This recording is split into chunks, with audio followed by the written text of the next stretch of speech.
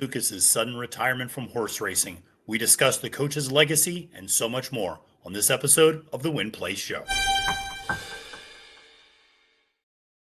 Hi everyone, Matthew DeSantis here with NYRA Bets, here with another episode of the Win Play Show where we cover all topics in horse racing and handicapping. And obviously, the biggest story this week is the sudden retirement of Dwayne Lukas due to significant health complications. We'll talk about the coach's legacy and so much more taking place in the sport. But before we do, I want to, of course, remind you to press that like button and subscribe to NYRA Bets YouTube today. Subscribing is free of cost, just notifies you when new videos drop on the channel, whether those are race previews, full card analyses, handicapping and betting tutorials, and so much more.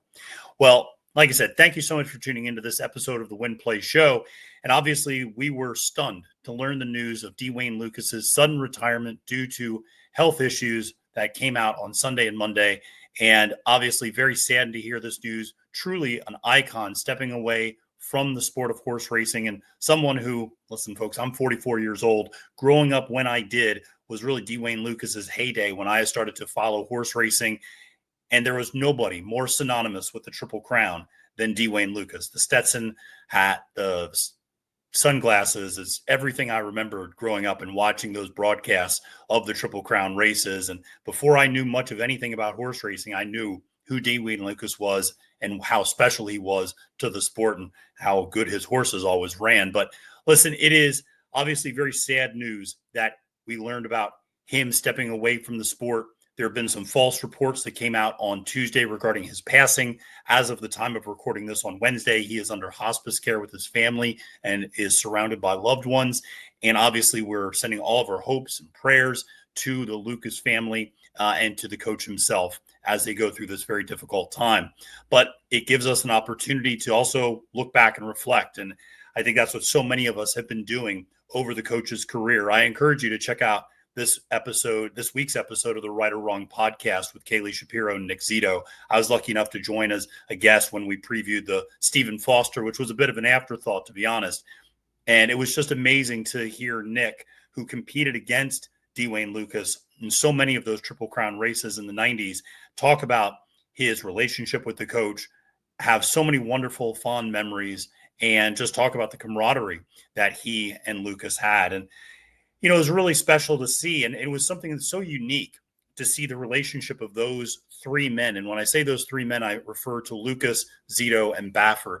And for me, like I said, growing up in the 1990s, those were the three guys. I mean, if you're watching the Triple Crown today, you might say, well, it's, you know, maybe Brad Cox and Todd Pletcher and Bill Mott or Chad Brown. And, you know, these are the, you know, Bob Baffert, obviously still very prevalent. You go, these are the names that everybody thinks of when they think of the Triple Crown. But when I was growing up in the 90s, it was those three gentlemen that you had to always know. You drew a big circle around all of their entries. And what was so amazing was they competed against each other, and yet all three of them were very close friends. And Nick talks a lot about how, yes, he competed against Wayne, but how close they were as friends and how much they talked to each other about their horses and about training and learned from each other. And then talked about Baffert coming in a little bit later to that that duo, and how Baffert was kind of brought into the fold. Of course, he and Lukas shared that background as former quarter horse trainers, and the fact that they were all friends and competitors at the same time, and it was just a really special moment in horse racing. Honestly, I felt very fortunate to be able to watch those three compete against each other in the biggest races. But when you think about Lukas's legacy, it goes beyond being a four-time Eclipse Award Trainer of the Year. It goes beyond 15 Triple Crown race victories, 20 Breeders' Cup race victories. And it just goes to the fact that he changed the way that the sport was viewed, changed the way the sport was talked about, and changed the way we did business in many ways in the sport. And the way he would look at a horse, the way he knew how to train a horse, his approach to it, the old school mentality of racing early and racing often is one that has been lost. And he was really one of the last to do it.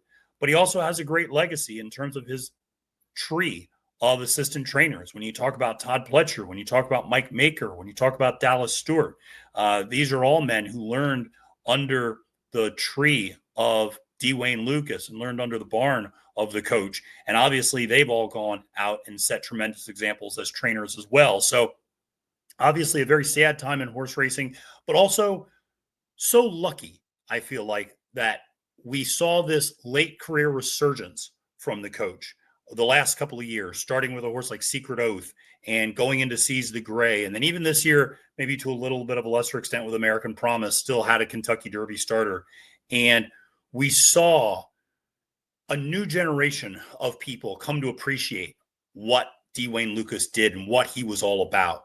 And I think that was incredible to have a younger group of audience and maybe a newer group of people who came to the sport a little bit after his heyday, be exposed to the history of his greatness and understand what this man has brought to the game and how he approached horse racing, how he looked at horses. And there's tremendous video that I think was shared on social media that shows him kind of drawing lines on a horse and going, this is what I'm looking for when I look at a picture of a horse at a sales photo. I want to see these lines parallel to each other. I want to see these lines form a triangle. I want to see how the hoof looks in this particular spot in the hocks. And I want to see how the head lines up with the front shoulder and all of these things. So he had such incredible depth of influence, not just on the track, but obviously in the breeding barn as well, and how we thought about horses and how we thought about the perfect thoroughbred and the future of this sport. So it just incredible legacy. And like I said, obviously we're sending our thoughts and prayers to the Lukas family and to the coach himself during this very difficult time, and thinking about all of those whose lives he touched. And I was very, very fortunate. It was truly a highlight to just be in his presence last year at the Pennsylvania Derby. It was the first time I was at the same race as him. And he was there in the paddock at the Pennsylvania Derby with Seize the Gray. And then, of course, that horse managed to win that race. And, of course, that Seize the Gray was a My Racehorse entry. And fittingly, there were hundreds of owners that piled into the winner's circle. The winner's circle of Parks is big, but it's not that big. And they had to go out onto the track to take the winning photo. And just being there around coach as he was there with all those owners. And he was always so happy for the owners. That was one thing that I think, I came to learn very early on. I never really thought of the owners much in the equation of horse racing. I always thought of the jockeys and the trainers, but he was one of the first trainers that really talked about how important it was to have owners support you and to have, doing this for the owners and feeling good for the owners for these different horses. And especially when he would have 3 or 4 horses potentially in a big race. And obviously a couple of them would lose, but if one of them won, he would just talk about what it meant for that ownership group, even if he might have been, maybe disappointed in how some of the other ones ran. So, like I said, just an incredible legacy and one that we will never forget, and one that still has huge imprints on the way we do things today. And obviously, like I said, it is sad to see that old school mentality of running horses back on short rest and getting them into the right form and things along those lines. You just don't see that anymore with how carefully managed some of these horses are. But I just love that he had a Kentucky Derby starter this year in American Promise. Obviously ran that horse back in the Preakness as well. And was just full of life right up until this very sudden news regarding the MRSA infection and all the health complications that came along with it. So wanted to start this episode off, obviously, by talking about him, but there are many, many more who had obviously very close relationships with him over the years that are sharing their stories. I encourage you to seek those out, learn a little bit more about Lukas's legacy in case you're maybe not as familiar with it. But like I said, for someone my age, he was horse racing.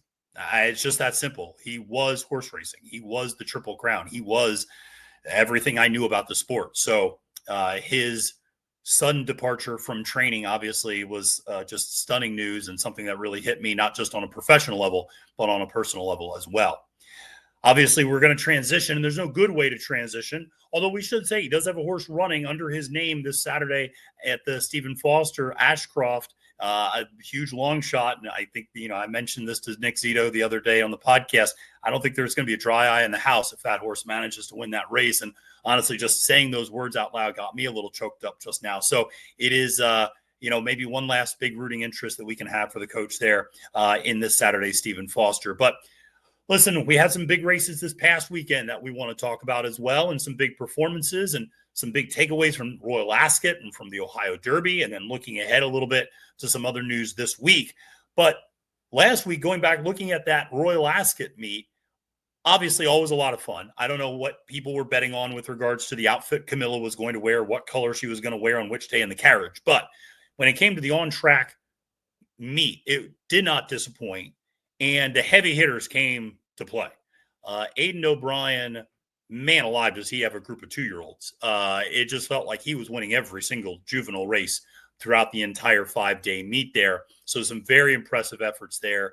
Obviously, you saw a horse like Field of Gold early on in the meet, day one, really make a statement as a 3-year-old. But like I said, Aidan's horses, Ryan Moore aboard, getting closer and closer to that 100th victory for him at Royal Ascot. And Aidan is, like I said, just got a tremendous group of 2-year-olds, but was an important distinction.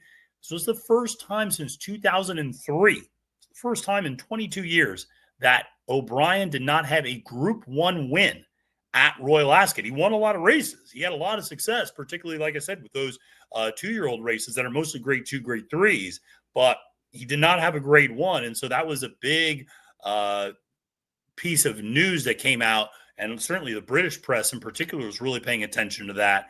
Somebody who did have a good week was John and Thady Gosden. Always loved John Gosden. And I always joke, I long to celebrate with the sort of serenity that John Gosden does when he has a winner in a huge race, which is he just kind of watches the race and he has his little pocket program right there. And the most you'll get out of him is his kind of like tapping the pocket program with his other hand and just kind of a tip of the head or a tip of the cap. And you would never know he just won a Group 1 race. He's as cool as he could come. And so he had a big week, obviously. And then the other piece of news that I thought was interesting out of Royal Ascot was Charlie Appleby finally got off the schneid and did so with Rebel's Romance. And just what a cool horse. Rebel's Romance is, one of those horses that the 7-year-old son of Dubawi, and he just shows up and runs everywhere. And the fact that he was able to get another Group 1 there on the last day is so tremendous for Godolphin. But Appleby had really been struggling at Royal Ascot the last few years and not had many winners. William Buick, interestingly, had a couple more winners. Actually, had teamed up with Gosden on a horse earlier in the week and had gotten a win. So interesting that Buick had been struggling, or that Appleby, I should say, had been struggling so much. And some of that coincided with the Godolphin maybe not doing as well, as though they had gotten a couple wins with some of their trainers throughout the meet. But like I said, Appleby had always been just kind of ice cold. And from a handicapping standpoint, I was kind of playing against a lot of these horses, playing against Rebel's Romance. I went with Al Rifa, who finished second, of course, to Rebel's Romance. And that's a horse that, like I said, what an amazing horse. A horse that has won in Europe, North America, the Middle East, and Asia. You just don't see horses like that. First of all, you don't see trainers and owners campaign horses like that, let alone the horse follow through and win in all of those spots. But he just a tremendous bounce back because his 5-year-old season was a little off. He didn't really get into the best form. I think he had a couple of setbacks. It just took a little while to get onto the track in some different instances. And so his 5-year-old season was kind of viewed as a little bit of a disappointment after the 4-year-old season where he came over and just dominated in the United States and won the Breeders' Cup Turf at Keeneland. That 5-year-old season, a little bit disappointing. Came back at 6, looked even better, and of course wins that Breeders' Cup Turf again, this time out at Del Mar, and then follows it up with a win at Royal Ascot. It sounds like it's going to be his last race. I don't think I've seen an announcement that it's his formal retirement, so we'll see if he's going to continue to stay in training. But, I mean, just an incredible legacy for a horse that, like I said, 7 years old and just runs everywhere and ran honest everywhere. And so a tip of the cap to the connections, Godolphin and Charlie Appleby for campaigning a horse like that, and for the horse for following through. You just don't see horses like that anymore. And, yes, he might not have run 10 race campaigns in terms of 10 races in a year, but you saw him go up against the very best, and you saw him travel all over the world to do it. And that's not easy with quarantine rules, with just travel and cost associated with that, and recovery time after the race, etc. So Rebel's Romance, wow, what a horse indeed. Stateside, we didn't have many big races, but we did have one, and that was the Ohio Derby. And interesting result there. You saw a horse, Moplex, get the win. A big week for New York breds. And so you love to see Moplex and New York bred for us up here, obviously in the Empire State, go out and get a win in the Buckeye State in the Grade 3 Ohio Derby. And I was a little against the horse. He'd shown a lot of ability sprinting here, winning the Bayshore last time out, but he had never really been able to get that one-turn mile. And I thought, well, geez, if he can't get the 1 turn mile, how's he going to do across 2 turns when chasing a horse like Clever Again for Steve Asmussen coming off that Preakness effort where he was obviously pinched up against the rail and banged up against the rail with that very dramatic stretch run with journalism and goal oriented. But, he managed to stretch out just fine. Complexity, his offspring, it's interesting. They haven't done much on turf and synthetic, but they've managed to start getting 2 turns on the dirt, which is a little bit interesting. I think it probably speaks maybe a bit more to the dam side pedigree in some instances, particularly with a horse like Moplex. But there's some distance there underneath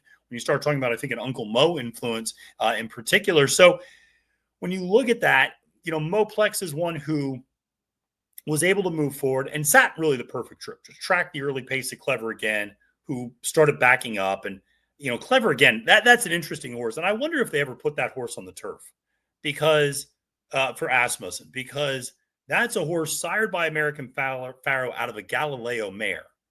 Now, the horse should be able to run for days. It clearly can't, though, at least not as a front runner. That horse started backing up at almost the same place that started backing up in the Preakness.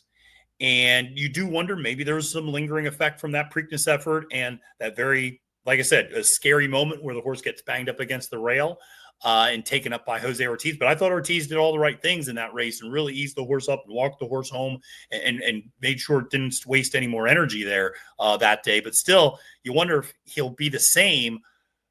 And from a breeding standpoint, from a pedigree standpoint, he should be able to handle turf just fine. So it'd be interesting to see if a surface switch might be in his future, maybe cutting back, maybe going to just 1-turn mile races could be interesting. Maybe we see him in a race like the H. Allen Jerkins. He's got great talent. He's got great speed, but it does seem like that Hot Springs Stakes down at Oaklawn might have been the high point at this moment in his career. So like I said, we'll have to wait and see. He started backing up. Moplex sat, like I said, the perfect trip behind him and was able to take over the lead at the top of the stretch. He managed to get the 9 furlongs in the 2 turns. Chunk of Gold ran a big race, I thought, for a second.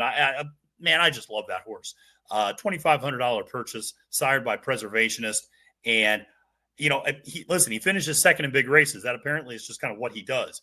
So it's going to be interesting. I don't know if I can ever trust him as a win bet. And I didn't even pick him as a win bet in the Ohio Derby, as much as I love him, because until he kind of wins, it's kind of hard to bet on him. But, man, he runs honest every time. And, he made that little spurt. He made a little run to get pretty close to Moplex. And I thought, okay, maybe we'll see. Does he have another gear? And he just kind of flattened out a little bit and wasn't able to make that next run at Moplex. But like I said, a tremendous horse for Ethan West, the trainer, and, finished second in the Louisiana Derby, finished second in the Risen Star, finished second now in the Ohio Derby. That's a pretty nice resume for a $2,500 purchase. So Chunk of Gold, nice effort there. McAfee finishing third after that loss last time out in the Peter Pan. So, obviously another one to consider in that space as in terms of, how his performance was moving forward and what we were going to see out of him for his rest of his 3-year-old campaign, maybe where they decide to go. I do wonder if they maybe try to cut back to 1 turn after this. I wonder if he might be a little distance. I think a mile and 1/8 is his limit.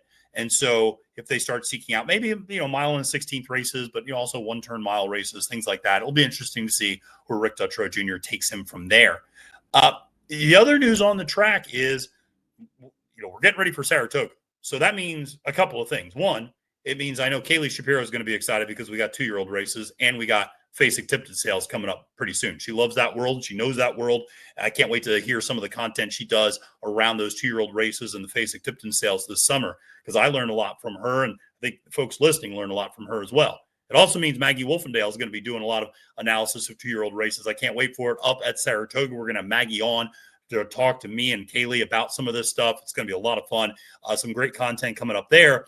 But with the 2-year-old races at Saratoga is also a good opportunity to keep track of who's doing well in this 2-year-old crop in terms of first outsiders. Obviously, one of the big efforts was Lenny Lou, finishing third over in Royal Ascot for Patrick Biancone. That was a big moment early in the meet on day 1. And Lenny Lou, sired by Leinster, I should say, sorry. And interestingly enough, a horse that was trained in terms of Leinster by the coach, and who was on the dirt and then switched barns and went to turf and really became a great turf sprinter, but took a long time to break his maiden.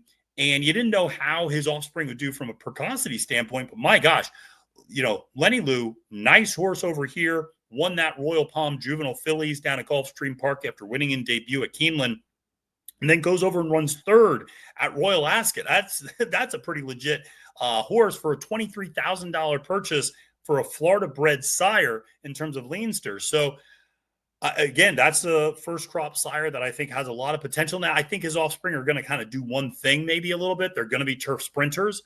Maybe they can get on the dirt a little bit. He wasn't a bad dirt runner. It just was much better on the turf. And so, they can get the dirt potentially. But, I think sprinting is kind of what they do well. So as those horses stretch out, maybe they start to struggle a little bit more. But obviously, a little bit of precocity there. And for a horse that stands for $2,500 in Florida, not a bad deal. For a first crop sire there. Now, in terms of some of the Kentucky-based first crop sires, obviously, listen, I got to talk about my boy, Rock Your World.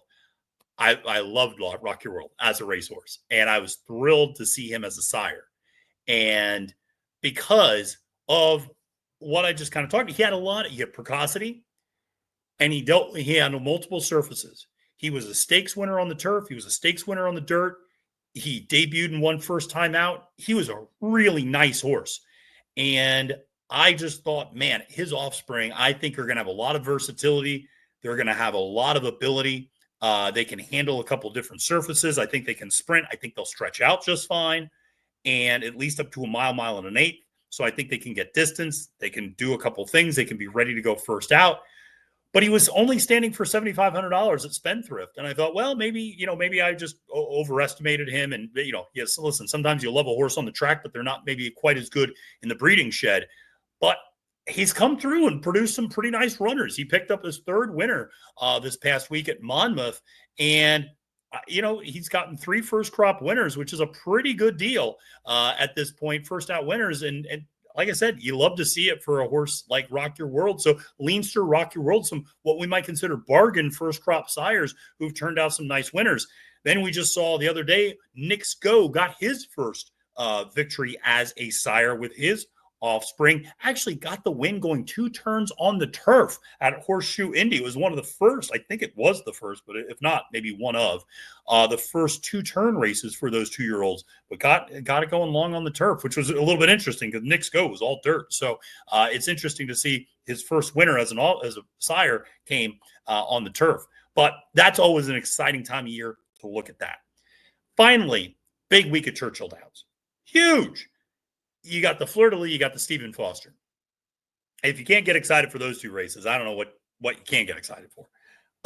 We're going to have capping the card. I'm going to go through all the races. We're doing long form content, and we're going to go through all these races, and we're going to give you top pick and top value play on capping the card. That's going to come out Friday morning. So you definitely want to make sure to stay tuned to the NYRA Bets YouTube channel for that. But when you look at that Stephen Foster, you got Sierra Leone, Mystik Dan, you got First Mission, you got Mindframe, you got Skippy Longstocking, you got Hit Show, and you got Hatchcroft, like I said, as a long shot for coach. That's a loaded field. And it's going to be interesting to see how the pace plays out. I think Skippy's probably controlling speed. I think First Mission might be happy to sit a pocket trip. Mindframe maybe just off of Skippy. And it'll be interesting to see how that race plays out from a pace standpoint, because Sierra Leone, first effort off the bench, wasn't really there. I was talking with Kaylee Shapiro the other day, and she said, those horses that come from far back, they don't fire first time out. Maybe you don't hold that against him so much. And she's right. It's funny. I think of that on turf so much more. So many times when I see a horse coming back from a long layoff, they're usually turf horses that take the winter off. And I always say, be wary of horses with a big late kick coming off a long layoff. That kick might not be there. I just don't think of it and don't associate it as often with the dirt, because you see so few dirt route runners who are deep closers like Sierra Leone be at the top of their game. And, maybe I should have been a little nicer and kinder to him for that third place performance in that New Orleans Classic. But, it's still going to be tough, because that race that he won in the Breeders' Cup Classic, he got the ultimate setup. And there was always the rumblings that he just didn't like Saratoga, that he didn't like the track up there, didn't like the surface up there. Chad made some comments about it, that wasn't necessarily to his liking. And so maybe it was just a matter of, hey, didn't run well at Saratoga, but obviously ran really well at Churchill Downs, just came up just a smidge short of winning that Kentucky Derby last year against Mystik Dan. So listen, Sierra Leone, serious horse, serious contender. Mystik Dan, Thrilled that he won last time out. This is much deeper waters than facing Antiquarian. As much as I love Antiquarian, this is a much better field than facing Antiquarian. So there is that. And First Mission's an interesting horse. First Mission and Skippy. They're becoming interesting. First Mission in some ways is becoming Skippy. Skippy can win every grade 2 and grade 3 you throw at him. Can't win a grade 1 to save his life. He's just not quite there. He's a horse I love. Anybody who watches this program knows how much I love Skippy Longstocking. But because he's a horse that I think we need more of. Just horses that run a lot, win a lot, honest a lot, and you love that. And he's grade 1 placed. He can run well in grade 1s, but hasn't gotten that grade 1 win. First Mission, similar. Grade 2s, grade 3s, he's done well. The grade 1s, I think I just looked it up, has lost his 3 grade 1s by a combined 34.5 lengths. So that's something which is obviously kind of important to take a look at, but a super talented horse who looks like he came back even better this year. So interested to see what he does for Brad Cox. The horse that I'm most excited to see, though, is Mindframe. I still don't know what this horse is best at. Is he best at 7? Is he best at 8? Is he best at 8.5? Is he best at 9? Is he best at 10 in terms of furlongs? I don't know, because he can run all of them, and he can run all of them well. He's only finished second twice. It was the grade 1 Haskell and the grade 1 Belmont Stakes. And if it wasn't for Dornick, he'd be undefeated in his career. Those were his 2 previous grade 1s. Then obviously he gets that grade 1 last time out in that very thrilling Churchill Downs Stakes. Interestingly enough, the numbers came back better for that. He only got a 99 for that win. Nisos comes back, wins next time out with a 108. Bookham Dano comes back and wins next time out with a 102. So those numbers are getting a little bit, I think that race is coming back a little faster, pretty strong. So it'll be interesting to see. Now he goes back to 2 turns. This will be his first 2-turn race of the year. I think he can get the distance. I'm not worried about that. I think he's got a useful running style. He showed in that Churchill Downs Stakes a little bit of a different dimension. So I can't wait to dive into that Stephen Foster a little bit more than I already did just now. But listen, we're going to have a lot of content for you up here on NYRA Bets as well as on NYRA Bets X. You definitely want to give us a follow. If you haven't already, make sure to give us a follow at NYRA Bets. We're going to have a lot of videos. We're going to do a lot of short form content this summer up at Saratoga. We're going to have a lot more YouTube shorts as well up here on the channel. Don't worry, we're not going to go anywhere with our long form content. We'll still have our editorial content, the podcast, the Capping the Card, race previews with expert analysis from people. Hopefully we're going to be joined by a lot of our good friends up here in New York. Andy Serling, Maggie Wolfendale, Acacia Clement, JK, Paul LaDuca, et cetera, the whole 9 yards, Richie Migliori. Hopefully we get everybody up here on the channel pretty regularly this summer. So like I said, we'll definitely want to press that like button and subscribe today. All right, friends, I'm going to end it there, but I appreciate everybody tuning in. My name is Matthew DeSantis, wishing you a great and profitable day at the races and reminding you, friends, it's now post time.